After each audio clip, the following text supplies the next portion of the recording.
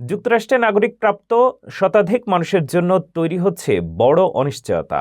সরকারি নীতির আওতায় প্রতি মাসে ১০০ থেকে ২০০ জন নাগরিকের সিটিজেনশিপ বাতিল হতে পারে, যার ফলে তাদের আমেরিকা ছাড়তে বাধ্য হওয়ার আশঙ্কা রয়েছে। বিস্তারিত জানুন রিপোর্টে। যুক্তরাষ্ট্রে নাগরিকত্ব প্রাপ্ত শত শত মানুষের জন্য তৈরি হচ্ছে নতুন অনিশ্চয়তা। সরকারি নীতির আওতায় প্রতি মাসে ১০০ থেকে ২০০ জন নাগরিকের সিটিজেনশিপ বাতিল হতে পারে বলে জানা গেছে। নতুন নির্দেশনায় নাগরিকত্ব বাতিল বা ডিন্যাচারালাইজেশন প্রক্রিয়া আরও জোরদার করা হয়েছে, যার আওতায় অভিযুক্তদের যুক্তরাষ্ট্র ছাড়তে বাধ্য করা হতে পারে।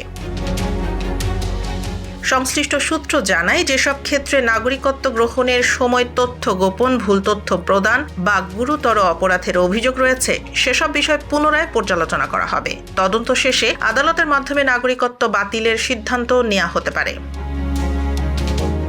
এই খবরে যুক্তরাষ্ট্র জুড়ে অভিবাসী সম্প্রদায়ের মধ্যে উদ্বেগ বাড়ছে। দীর্ঘদিন ধরে বসবাস করা, পরিবার ও কর্মজীবন গড়ে তোলা মানুষরা হঠাৎ করে দেশ ছাড়ার শঙ্কায় পড়ছেন।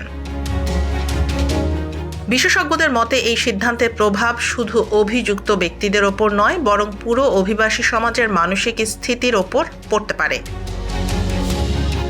মানবাধিকার সংগঠনগুলো বলছে, নাগরিকত্ব বাতিলের ক্ষেত্রে স্বচ্ছতা ও ন্যায় বিচার নিশ্চিত করা জরুরি। অন্যদিকে সরকার বলছে, আইনের শাসন বজায় রাখতেই এই পদক্ষেপ।